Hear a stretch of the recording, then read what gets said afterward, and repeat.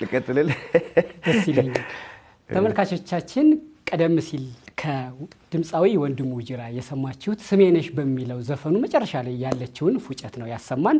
በእኛ ፕሮግራም እንደምታውቁት ተክሌ ባንድ የሚባል የዘፋኞችን ዘፈን በፉጨት የሚያቀርብ አንዱ መግቢያችን ነበረ። ዛሬ በዋናው በራሱ በወንድም ጂራ ነው የቀረበው። በጣም እናመሰግናለን።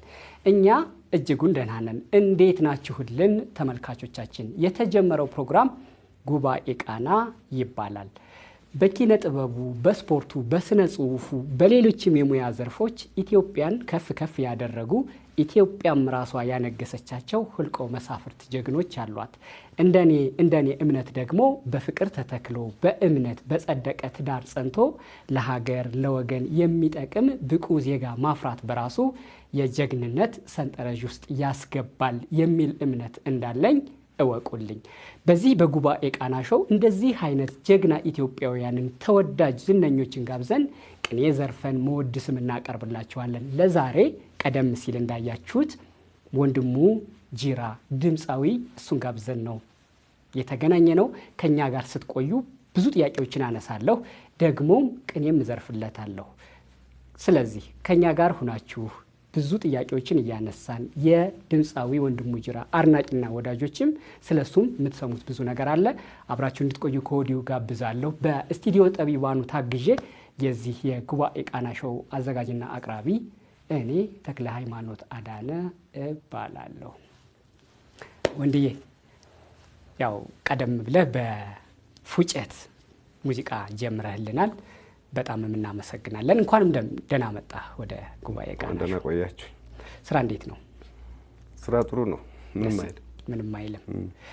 ደጋግሜ ስደውልልህ ጧት ላይ የእንቅልፍ ሰዓቴ ነው አልከኝ እና እኔ ምን ብዬ አሰብኩ፣ እንዲሁ ዝም ብዬ ተራ ሀሳቤ ሊሆን ይችላል።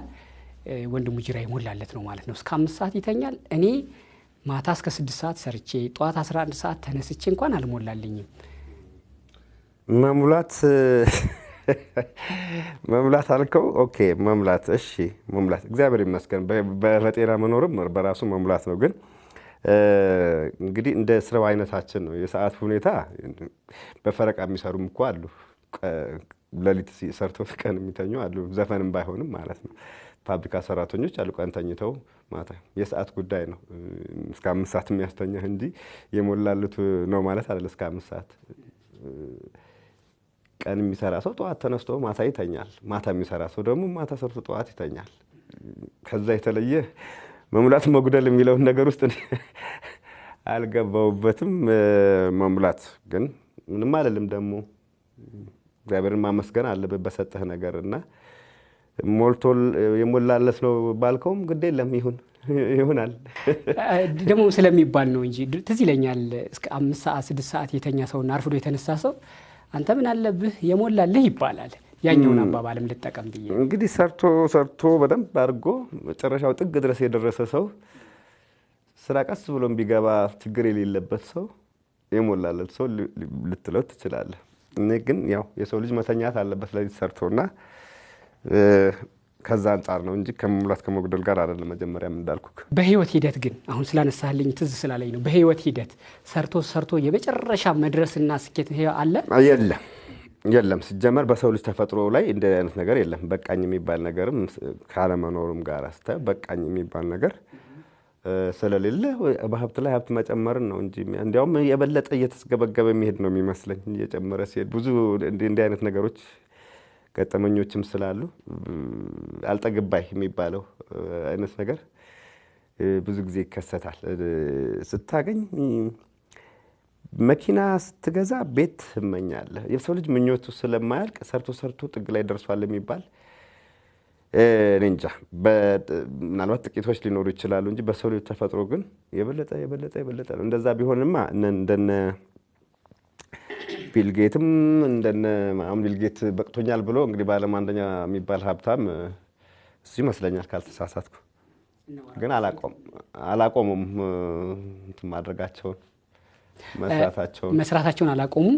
ደግሞ ምን ይላሉ ሌሎች ሰዎች ገንዘብ በቃኝ ስለሚባልም ሳይሆን ሞር የተሻለ ባገኘህ ቁጥር ራስን ከማስተዳደር አልፈህ ለሌሎች መኖር፣ ድርጅት ስራ እድል መፍጠር። ለምን ጠየቀኝ ጥያቄውን? ጥግ የሚባል ነገር አለ ወይ ብለህ እኮ ነው መነሻውንና ራስህ መለስክልኝ። ጎሽ ይህንንም ልልህ ነበር አንተ ያልከውንም እና አይመስለኝም። በቃ ጥግ የሚባል ነገር አለው የሚለው ነገር አይመስለኝም። ለሌሎችም መኖር ስለሚጀምሩ ያን ጊዜ ሞራል ይጀምራሉ። ሞራል ኃላፊነት ይሰማዋል። ብዙ ነገር አለ። ለሀገርም እኮ አስተዋጽኦ ማድረግ አለ እኮ እና ከሞላ ጎደል መልሰዋል። እኔም መልሼዋለሁ። አንተ ነው የመለስከው። እኔማ ቋሳቋስኩ መለስክልኝ። ተመልካቾቻችን ቀደም ሲል በወንድሙ ጅራ እንዲህ አይነት መግቢያ ላይ ተጨዋወትን። ዋናው የፕሮግራማችን ቅኔያችንም ስለሆነ ቅኔውን አሁን ላቀርብለትና እናንተም በያላችሁበት ይዛችሁት በኋላ ላይ መተን እንተረጉመዋለን። ሰምና ወርቁንም ደግሞ ወንድሙም ራሱ እጠይቀዋለሁ ስለ ቅኔ ያለውን አመለካከት፣ ስለ ቅኔንስ እንዴት ነው የሚረዳው የሚለውን በግዕዝም ስለሆነ ለየት የሚያደርገው ወንድሙ ዛሬ ተዘርፎልህ ያውቃል? ቅኔ መወድስ ቀርቦልህ ያውቃል? ለሰው እንደሚዘረፍም አላውቅም። ብዙም እውቀት የለኝም ስለዚህ ነገር እና በአጠቃላይ አልተደረገልኝም። እንደዛ ያልከው ነገር ተደርጎልኝ አያውቅም። ተዘርፎልኝም አያውቅም። መወድስም ቀርቦልኝም አያውቅም። ለማን ነበር ለሰው እንደሚዘረፍና መወድስ እንደሚቀርብ አላውቅም ስላልከኝ ለማን ነበር ታዲያ የምታስበው? ምኑን? ቅኔ መወድስ የሚቀርብለት ሰው ለማን ነበረ ይቀርብለት? ለማንም የሚቀርብ ነገር መሆኑንም ነው የማላውቀው ጭራሽ። አዎ ደስ ቅኔ ምንድነው ይዘረፋል ሲባል ደስ ግጥም ይገጠማል ከሚለው ጋር ነው የምወስደው ያለኝ ሐሳቤ እንጂ ቅኔ ለሆነ አካል ለሆነ ሰው ግጥም ይገጠማል፣ በትክክል ይገጠማል። አንተ አሁን በዘፈኖች ውስጥ በጣም ብዙ ለሚያማምሩ ሴቶች ስለምትስላቸው ወደ ህይወትህም በምናብ ዓለምህም ሊሆን ይችላል ላስገባቸው ሰዎች ገጥመህ ትዘፍነህ ግጥምና ዜማ አድርገህ ትዘፍናለህ። እሱ ምንድነው የሚባለው ታዲያ? ግጥም መግጠም። እኔ የምለው እንደዛ ነው። አንድን አይዲያ ይዘህ በዛ አይዲያ ዙሪያ ግጥም ትጽፋለህ ነው የሚባለው። ትክክል ነኝ እያልኩ እኮ አይደለም። አለማወቅ እኮ እንዳለበት አውቃለሁ። አሁን አንተ ካነሳው አንፃር ለሆነ አካል ለሆነ ሰው ቅኔ እንደሚዘረፍ ቅኔ መወድስ እንደሚቀርብ ምናምን አላውቅም ነው ያልኩ። ከዚህ ነው የተነሳ ነው አይደል? ትክክል።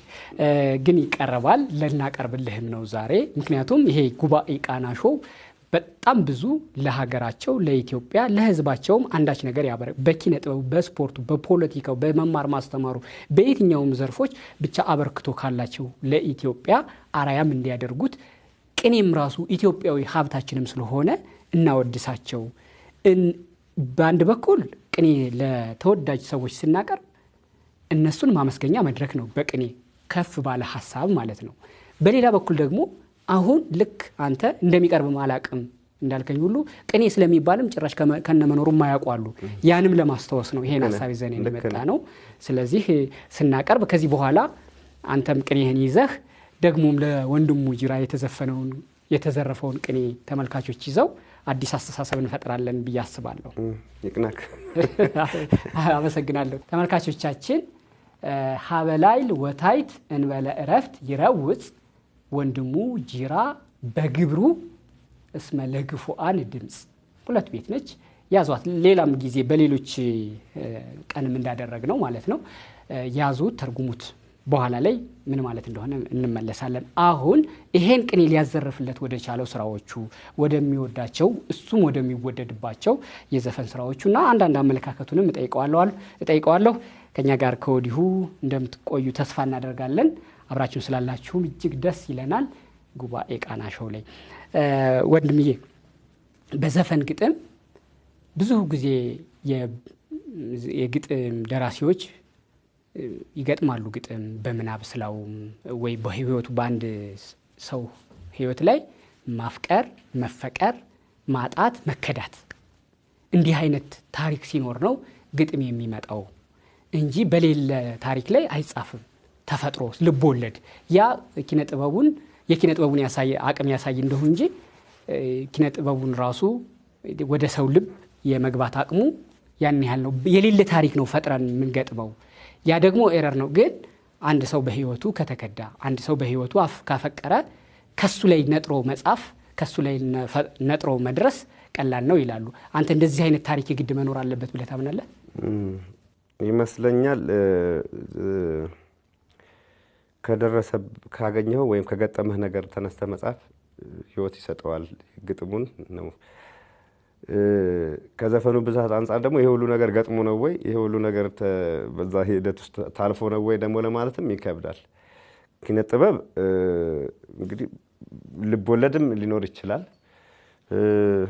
አንተ ላይ ባይደርስም ሌላ ሰው ላይ የደረሰውን ትችላለህ።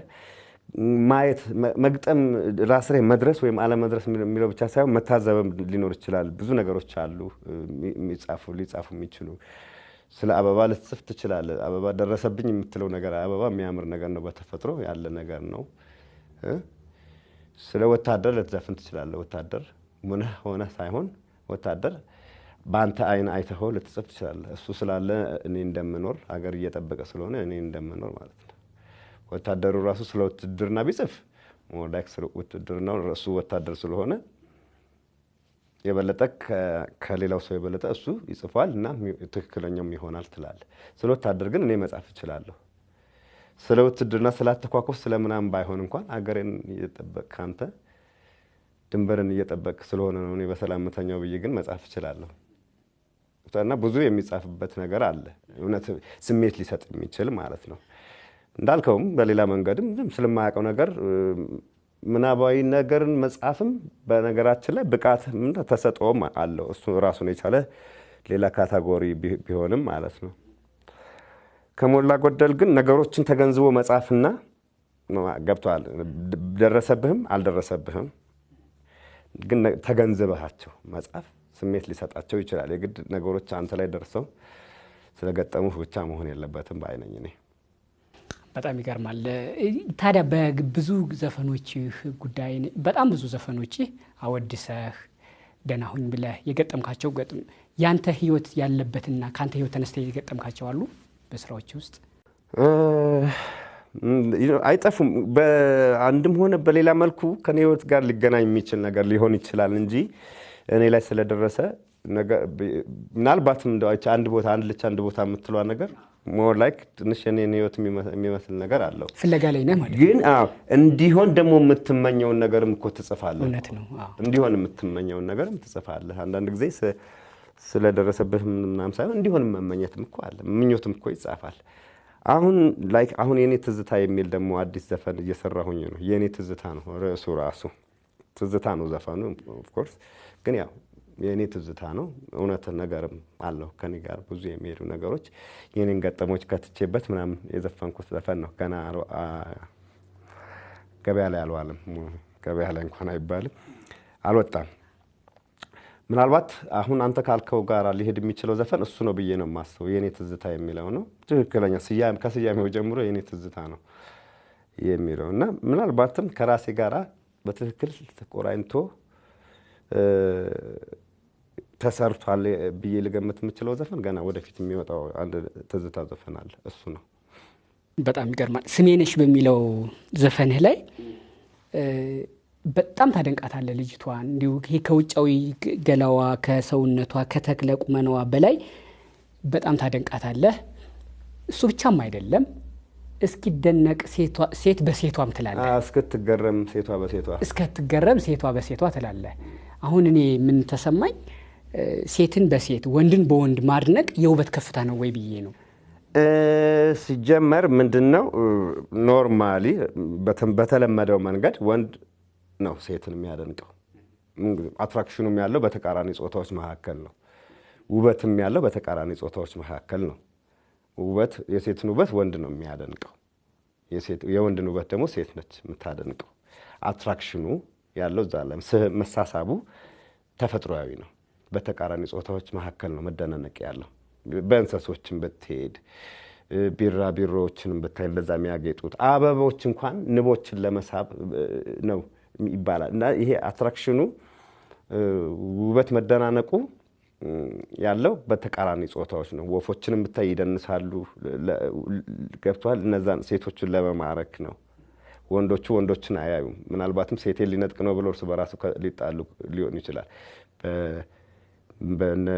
ምንድነው ዋሊያ ምናምኖች ይዋጋሉ ምናምን ሴትን ለማሸነፍ ምናምን ነው። እና አትራክሽኑ ይሄ መሳሳቡ ያለው በወንድና በሴት መካከል ነው። ስለዚህም አድናቆት ሊኖር የሚችለው ወንዱ ለሴቷ፣ ሴቷ ለወንዱ ነው። ተፈጥሯዊ በሆነው መንገድ ወይም የተለመደ ብንለው። ይህ ግን የውበቷ ብዛት ሴቷን እንኳን የእውቀቷ የሁሉ ነገር የመሟሏቷ ነገር ጨዋነቷ፣ ሴትነቷ፣ ሁሉ ነገሯን አይደለም ወንዱን ሴቷን እንኳን አስገረመ ነው።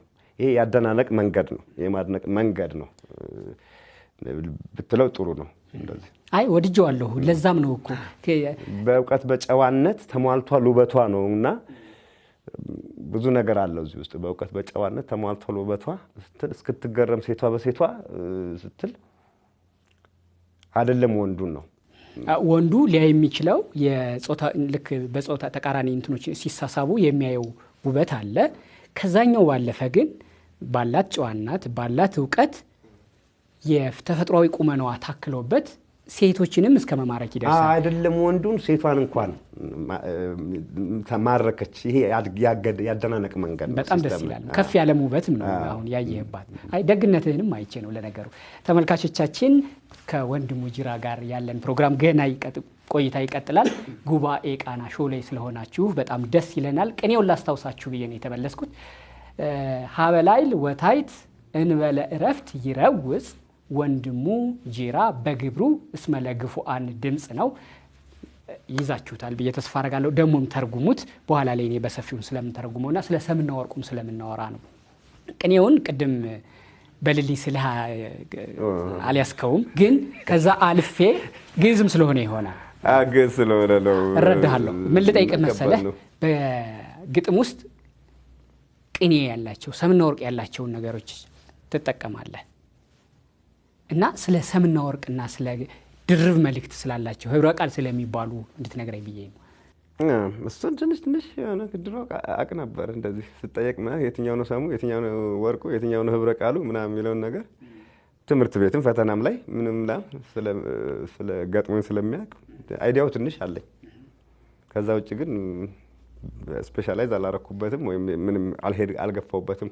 በግጥም ውስጥ አሁን እንደ ቅኔ እኮ ነው የእሱ ግጥም አሁን እንደው እዚህ ጋር ማንሳትና በሆነ ሰው ስራ ላይ መወያየት ተገቢ ላይሆን ይችላል እንጂ ሙግዲ ለኔ ችግር የለብኝም። እያንዳንድ ሰው ዘፈኖች ከፊት ለፊት ከሚናገረው በላይ ውስጥ ያለውን መልእክት ነው ሰው በቅኔ ነው ብሎ የሚረዳው። እቺ ነገርማ በቅኔ በምናም በሚለው ብቻ አይደለም፣ በብዙ ነገር ነው። እስኪ ንገረኝ። በብዙ ነገር እኮ ነው ነገርኩ እኮ። አንድ ነገር ሲደረግ በተለይ አሁን ሶሻል ሚዲያ አለ አይደለም፣ ብዙ ነገር አለ። በቃ ይሄው እንዲያረጋው እኮ እንደዚህ ለማለት ፈልጎ ነው እንዲያደርገው እንዲ አይነት መልእክት ሊያስተላልፍ ፈልጎ ነው ተብሎ ራሱ ሰውየው ሳያስበው የመተርጎም የታሰሩ አሉ። በደርግ ጊዜ በምናምን አይደል ዘፋኞች ታስረዋል። ብቻ እነሱ ካሰቡት ውጪ እየተተረጎመባቸው ምናምን እና ያን ነገር እውነት አድርጌው ምናምን ቢሆን ይሄማ አሞገስከኝ ማለት ነው። ያለ ስራዬ ማሞገስ ነው የሚሆነው። ገብቷል እምልህ። ግን ሌላም ደግሞ ምን ቅኔ ለምን ያስፈልጋል? ፊት ለፊት መናገር እያለም የሚባልም ደግሞ ነገር አለ፣ ጊዜም አለ። በቅኔ ተገደው በቅኔ መናገር ግድ በነበረበት ጊዜ ምናምን የሚባልም ደግሞ አባባል አለ። ገብቷል እምልህ።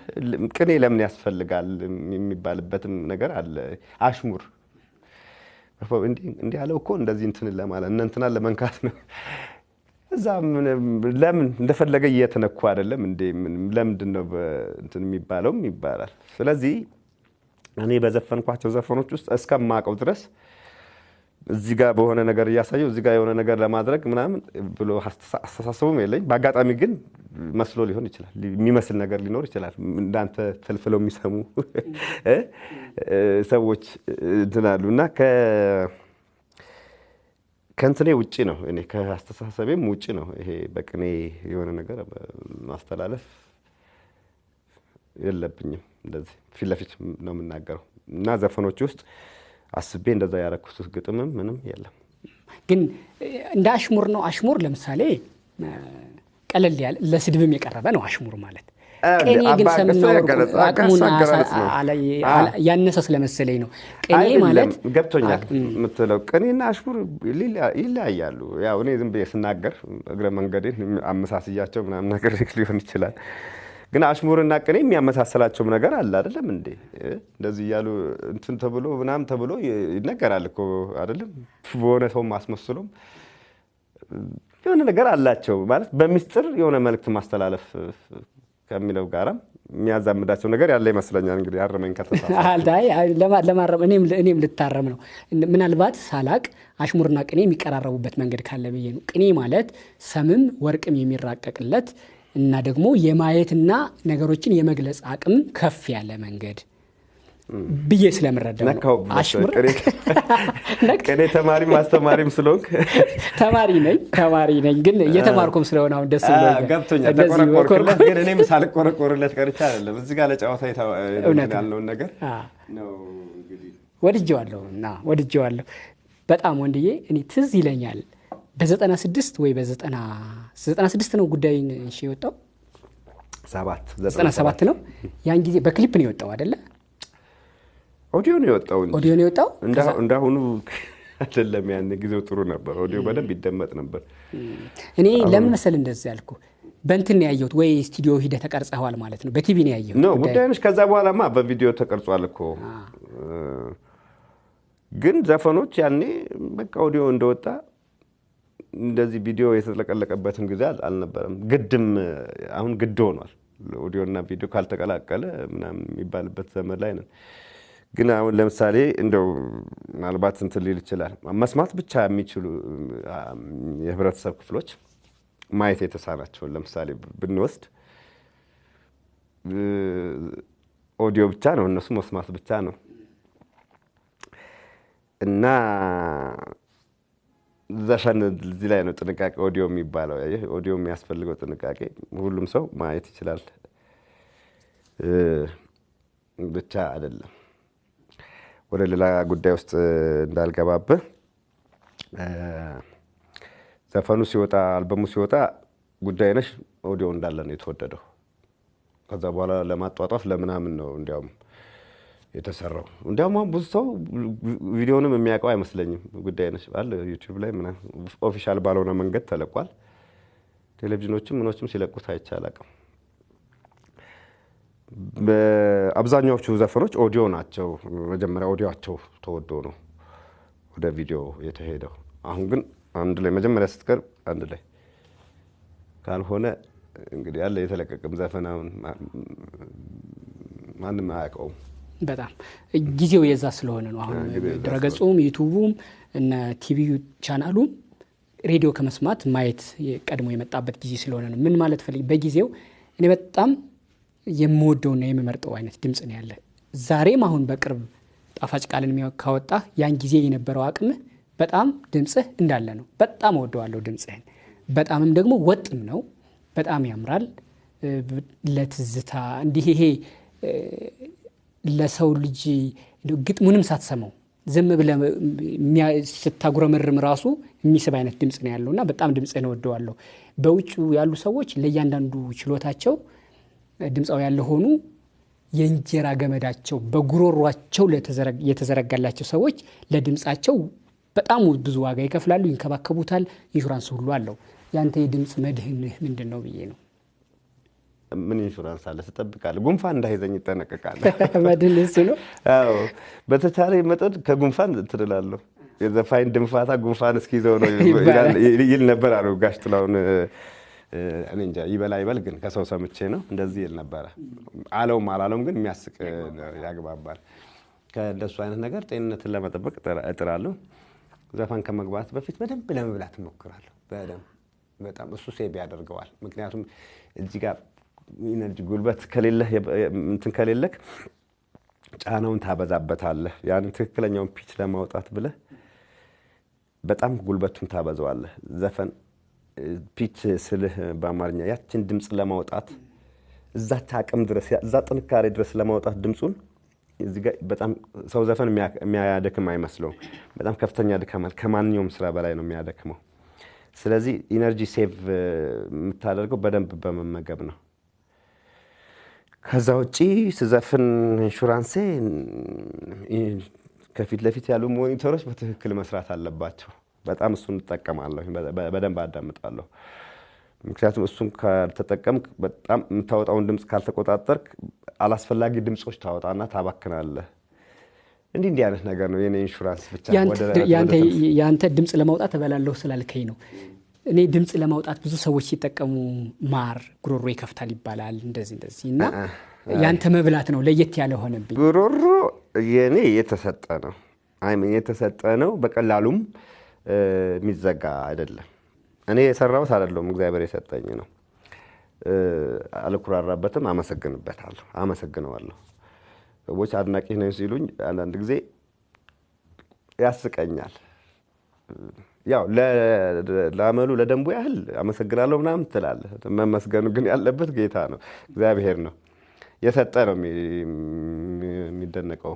እኔ ሰርቼው ቢሆን ኖሮ ለፍቼበት ተምሬ አጥንቼ ምናምን ቢሆን ይሄን የፈጠርኩት ኦኬ፣ ለዛ ያልፋቴ ምናምን ይደነቃል፣ ጥረቴ ይደነቃል። ይሄ ግን የተሰጠኝ ነው። ምናልባት ትንሽ እኔ ክሬዲት ልወስድ የምችለው በተሰጠኝ ነገር መጠቀም፣ ያንን አውቄው ይሄን የተሰጠኝ ነገር ወደ ስራ መቀየሬ፣ ወደ በተሰጠኝ ድምፅ ወደ ህዝብ ጆሮ መድረስ ጥረቱ ምናምን እዛች ላይ ነች የኔ ጥረት። የተሰጠንም ነገር ማወቅ በራሱ ራሱ ጸጋ ነው። አንድ እሱ ሆኖ ግን እዚህ ጋር ተያይዞ ጥያቄ ያንተ ድምጽህ የተሰጠኝ ነው ከላይ ለፍቼ ያመጣሁት አይደለም ማለት ነው። ድምጽ ተለፍቶ ይመጣል። እንግዲህ ተለፍቶ የሚመጣ መጀመሪያ ምንም ቅንጣትም ያህል ከሌለክ አጉል ድካም ነው እሱ። ሰውም የትም አትደርስም ሲጀመር። ትንሽ ኖሮህ ግን መገራት የሚባል ነገር አለ። መገራት አሁን ያላቸው ሰዎች ሆነው ትንሽ ማሻሻል የምትችልበት መንገድ አለ። የድምጽ ትምህርት ቤት ሁሉ አለ። እኛ ሀገር የለ እንደሆነ ነው እንጂ እንዴት አድርገህ እንደምትጠቀምበት እንዴት አድርገህ እንደምትለው ግን መጀመሪያ መሰረታዊ ነገር ይሄ ልጅ መዝፈን ይችላል፣ እንዲህ ቢደረግ ተብሎ ማሻሻል ነው እንጂ የሌለህን ድምጽ ግን ተምረህ አታመጣው። ምናልባት እነዚህ ፒቾቹን ስኬሎቹን ምኖቹን መንካት ምናምን ልትችል ትችላለህ። ግን ከለርፉል የሆነ ቀለም ያለው ድምጽ በተፈጥሮ የሚመጣ ነገር ነው። የሚያምር ድምጽ ማለት አንድ እስኪ ድምጽህን በዚሁ ስለ ድምጽ አይደል እያወራን ያለ ነው። የተወሰነ ድምጽህን በፈለከው ይሄኛው ዘፈኔን ልበለው በለኝና ደስ ያለህን በለኝ። የተለመደው ነገር ውስጥ ገባክ። ለምን መሰለ? የተለመደውን መልቀቅ አግባብ አይደለም። ይዘን የመጣነውን ነገር ለማስለመድ የተለመደውን ነገር የተወሰነ እንዳይረሱት ማድረግ አለብን። ደስ ይላል ያሰብኩት ተሳክቷል፣ ዝንፉም ተቃንቷል፣ የጎደለው ሞልቷል፣ ድፍርሱ ጠራ ህልሜም ተፈታ፣ የተመኘኋት እጄ ገብታ፣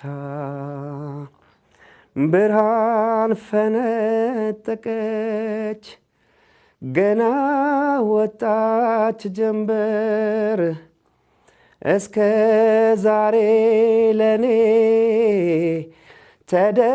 ተደብቃኝ ነበር፣ ካደየ ደመቀች የቆንጆ መለኪያ፣ የኩራቴ ምንጭ የአይኔ መርኪያ፣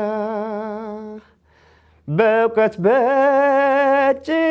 በጭዋነት ተሟልቷል ውበቷ፣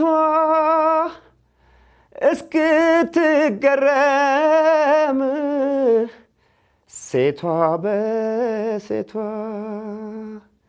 ከዓይኔ ያውጣሽ ነው እንጂ ሌላ ምን እላለሁ፣ እኔን ስለመረጥሽ አመሰግናለሁ፣ ኩራቴ ነው ሲያደንቁሽ፣ አብሮ ይነሳል እኔነትሽ፣ ስሜ ነሽ ስሜ ነሽ። ለዚህ ነው እወደዋለሁ ድምፅህን ያልኩ ለዚህ ነው ብዙ ያወራ ነው። ቅኔውን ላስታውሳችሁ። ሀበላይል ወታይት እንበለ መጠን ይረውጽ ወንድሙ ጂራ በግብሩ እስመለግፉአን ድምፅ ነው። አሁን ቅኔውን የምንተረጉምበት ሰዓት ነው። ለወንድሙ ጂራ የቀረበው ቅኔ ሀበላይል ወታይት እንበለ መጠን ይረውጽ ወንድሙ ጂራ በግብሩ እስመለግፉአን ድምፅ ብዬ አቅርቤለታለሁ። ትርጉሙን ለመስማት አልጓጓህም? በጣም ነው እንደ ቄስ ምናምን ሁሉ መሰልከኝ። ቅኔን ለሆነ ሃይማኖት የመስጠት እንትናችን የመጣብን ነው። እኛ ግን ቅኔ በየትኛውም ቋንቋ እውቀት ብቻ ቅኔ ማለት የሐሳብ ከፍታ ነው። ሐሳብን ግዕዙም እኮ ቢሆን እንደው ቤተክርስቲያን ለማንኛውም ግን anyway ያኛው ሌላ ተደጋጋሚ ስለገጠመኝ ነው እዚህ ጋር እሱን ያልኩልህ። ምን ለማለት ነው? ቅኔን መተርጎም ልክ እንደ ስታንዳፕ ኮሜዲ ነው። ፊት ይፈልጋል እና ይተርጎምልኝ የሚል ጉጉት ካላየው እኔ እምቢልል እችላለሁ። አረ ይተርጎምልኝ እንጂ። እሺ ሀበላይል ወታይት እንበለ መጠን ይረውጽ ማለት ላይልና ታይት ማለት ያው ታችና ላይ ማለት ነው። እንበለ እረፍት ይረውጽ ማለት ደግሞ አንድ በጣም ባተሌ የሆነ ሰው አይተ ከሆነ ወደ ላይ ወደ ታች በቃ ይሮጣል ይባላል። በጣም ሯጭ ነው፣ በጣም እረፍት የለውም፣ ባተሌ ነውም ይባላል። እንግዲህ የማን ነው ጥያቄው። ወንድሙ ያለ እረፍት ወደ ላይ ወደ ታች ይሮጣል አልኩኝ። ወንድሙ ጂራ ለምን የሚል ጥያቄ ሲነሳ ወንድሙ ጂራ በግብሩ እስመለግፉአን ድምፅ፣ ወንድሙ ጂራ ስራው ለግፉአን ማለት ለተገፉት ድምፅ ነውና ማለት ነው። አሁን አይተ ከሆነ በኢትዮጵያ ቅኔ ነው ገና ሰምና ወርቁን ሳላራቀው እኔ አይደለሁም እንዳትለኝ በመሃል ገብተ አይተ ከሆነ በኢትዮጵያ የሆነን አካባቢ ሰው ድምፅ ነን፣ ያን ወክለናል፣ ለዛ ህዝብ እንቆረቆራለን፣ ወይ ደግሞ ለሰብአዊ መብት ወይ ለሴቶች ጾታ ወይ ለአካል ጉዳተኞች ወይ ለምን ወክያለሁ የሚል የሆነን ማህበረሰብ ባንድ ነገር ይሰበስብና አንድ ሰው ወደ ላይ ወደ ታች ወደሚመለከተው ወደ ኤምባሲ ወደ መንግስት ወደ ሰብአዊ መብት በጣም ወደ ታች ይሮጣል። ለነሱ ድምፅ ነኝ ብሎ ስለሚያስብ ማለት ነው። የዚህ ሰው የግል ህይወቱ አይደለም የእያንዳንዱ ሰው መብት የእያንዳንዱ ሰው ጥቅም ስለሚያስጨንቀው ወደ ላይ ወደ ታች ይሮጣል ይባላል። ይሄ ሰሙ ነው። ወርቁ ግን ድምፅ ምትለዋን ያዝልኝ። ድምፅ ማለት በዛኛው በዚህ በሰሙ ካየነው የነሱን ችግርና እሮሮ ድምፅ ሆኖ ለሚመለከተው ያሰማል ማለት ነው። በወርቁ ግን ወንድሙ ጂራ በጣም ተወዳጅ ድምፅ አለው ማለት ነው። ሀበላይል ወታይት የሚለውን ራሱ የድምፅ ወደ ላይ የሚወጣ ወደ ታች የሚወጣ ይባላል አይደል? የወንድሙ ድምፅ ወደ ላይም ወደ ታችም በሚወጣ ጊዜ ድምፁ አንደኛ ነው ማለት ነው። ሰምና ወርቅ ማለት አየኸው፣ ለሰዎች ሰሙ ቀድሞ ይመጣል። ቀድመህ በሰሙ ታለማምዳቸውና ወርቁን ስትነግራቸው ግልጽ ይሆናል ማለት ነው። እንደመጣ ዝም ብሎ በደረቁ ለምሳሌ እዚህ ቁጭ ብለናል እናንተ ቅድም እንዳልኩ በጣም ድምጽህ ያምራል በጣም ድምጽህን እወድሃለሁ ብለው ሀቅ ነው የሚሆነው እንጂ ምንም የተለየ ሐሳብ አልጨመርኩበትም። ሰምና ወርቅ ግን በእንደዚህ በቅኔ አርጌ ካመጣሁት በሌላ መንገድ ስጋ አልብሼ ካሳየሁትና ስለ ሌላ ነገርም በዛው አወራን እኮ ስለ ግፉአን ድምጽ መሆን አወራን አይደል? ሰም ማለት እንደዚህ ነው ለማለት ነው። ለማንኛውም ያቀረብኩልህ ቅኔ ወንድሙ ጂራ በጣም ወደ ላይም ወደ ታችም በሚወጡ ድምጾችም ሆነ በዜማው በቅላጼው የሚወደድ ድምጻዊ ነው። ጥሩ ድምጽም አለው ማለት ነው ቅኔው። እሺ አመሰግናለሁ። በግዕዝ እንዴት ነው? እሴብሐከ እሴብሐከ።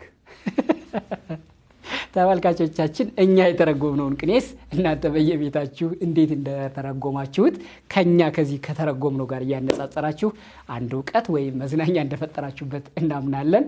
እሴብሐከ ብሎኛል። እኔም እናንተ ከኛ ጋር ስለሆናችሁ እሴብሐክሙ።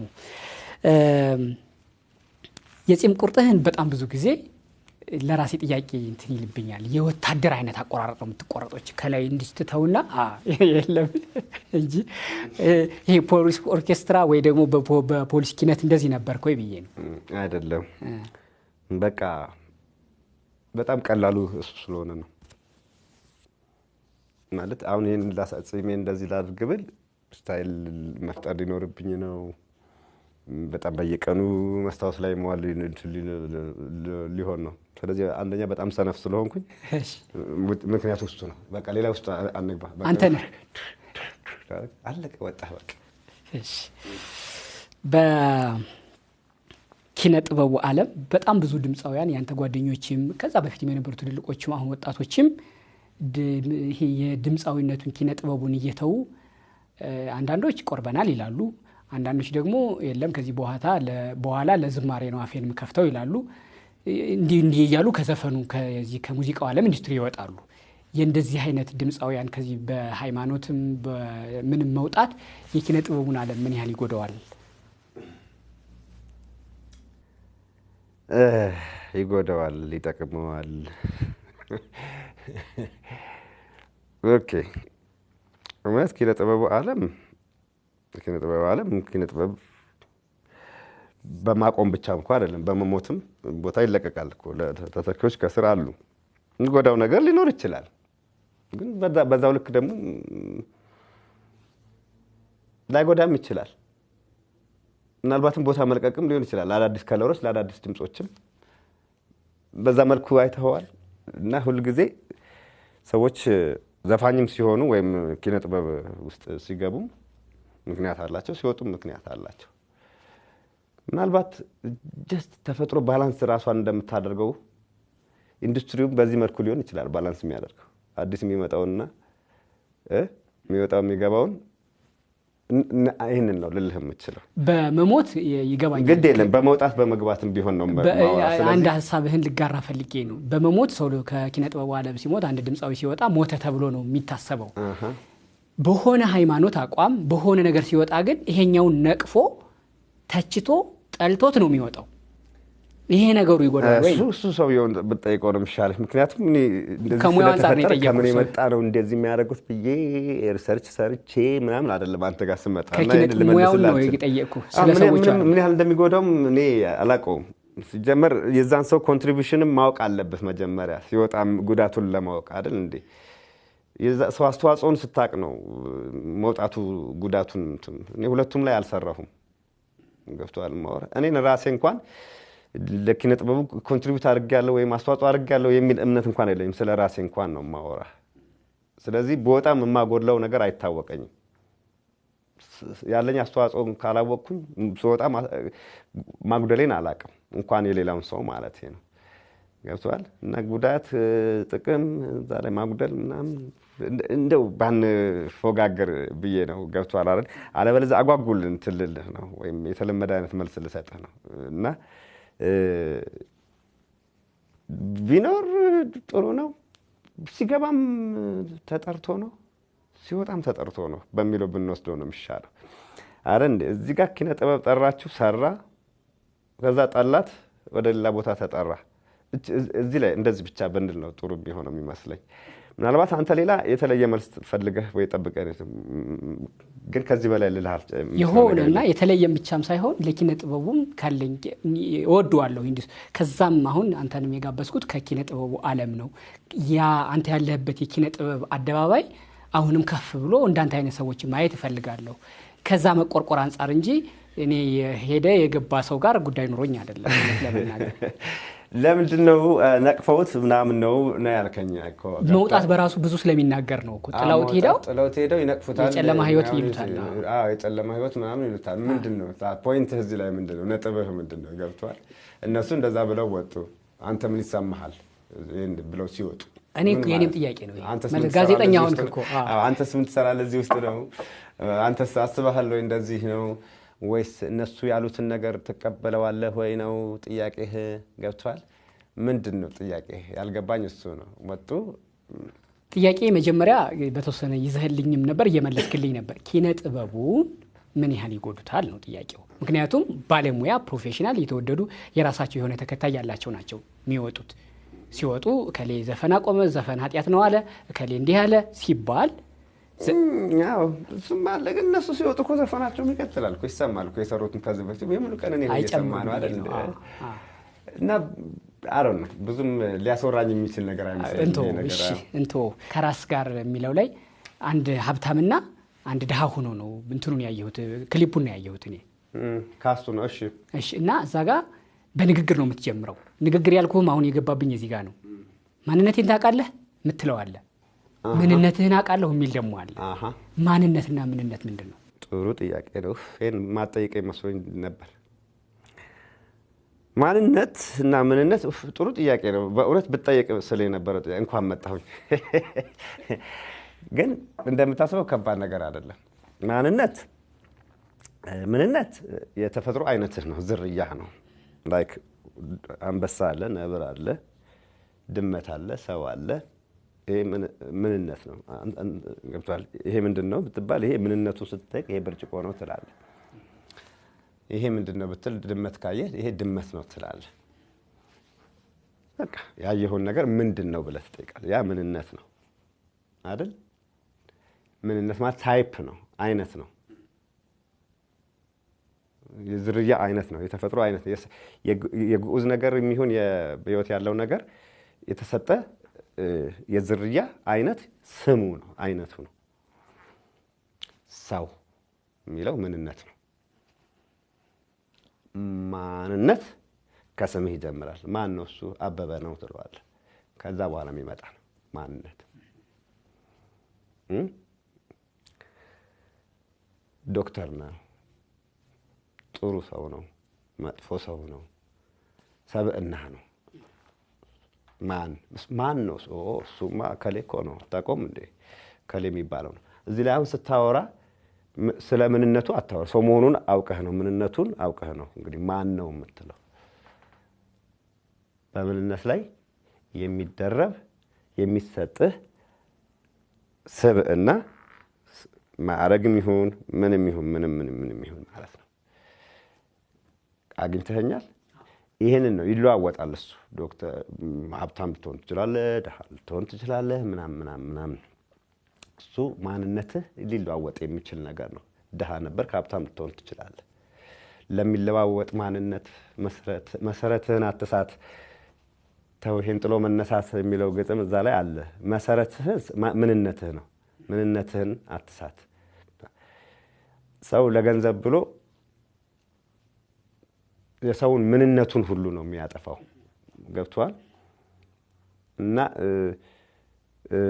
ለሚለዋወጥ ማንነት መሰረትህን አትሳት፣ ተው ይሄን ጥሎ መነሳት ማለት ተው ይሄን ክፋት፣ ተው ይሄን እንትን በሰው ላይ የምታደርገውን ክፋት ተው። ዞሮ መሰረትህን አትሳት፣ ተው ይሄን ጥሎ መነሳት የሚለው አንዱን ጥለህ አንተ ለመነሳት አንዱን አትጣል ነው። ስለዚህ ማንነቴን ታውቃለህ ይላል ሰው ሲጀምር። እንትኑ ላይ ነው አየህ፣ ሰው የሚጨነቀው ስለ ማንነቱ ነው። ገብቷል? እዚህ ጋር ምንነቱን ረስቷል ማለት። ማንነቴን ታውቃለህ ይላል። ያንን ሰውየውን ንቆ ማንነቴን ታውቃለህ ሲለው ያንን የዛን ሰውዬ ምንነቱን ራሱ የራሱንም ምንነት ረስቷል። በማንነቱ ይኩራራል። ስለዚህ ማንነት የምትኩራራበት እንትን የምትልበት ነገር አይደለም ነው። መሰረትህን ሰው መሆንህን ካወቅ ማንነትህ ቀጥሎ የሚመጣ ነገር ነው እና መርሳት የለብህም ነው። እና የሚታዘበው ያ ብልህ ሰው ነው ያንን መልስ የሚመልስለት። አይተህ ከሆነ ማንነቴን ታውቃለህ ሲና ምንነትህን አውቃለሁ ይበቃል። እሱን ካወቅኩኝ ሰው መሆንህን ካወቅኩኝ ማለት ነው መልሱ። በጣም ይገርማል። ደግሞም ደስ የሚል መልእክት ያለው ነው። በጣም ወድጄዋለሁ። በጣም አመሰግናለሁ። እንዳለ የነበረን ቆይታ የነገርከኝ ነገሮች በሙሉ እንዳለ ወስጄ ደስ የሚሉ ጊዜ ነበሩ። ቅኔውን ላስታውሳችሁ ተመልካቾቻችን፣ ሀበላይል ወታይት እንበለ እረፍት ይረውጽ ወንድሙ ጅራ በግብሩ እስመ ለግፉአን ድምፅ ነው። ቅኔው ይሄ ነበረ። ቀደም ሲልም ተርጉመነዋል። ለወንድሙ ጅራ ከጉባኤ ቃናሾ የቀረበ ቅኔ ይሄ ነበረ። ጠቅለል ያለ ቆይታችንም ይሄ ነው። የባህር መዝገብ ስሜን ላስታውሳችሁ፣ ተክለ ሃይማኖት አዳነ እባላለሁ።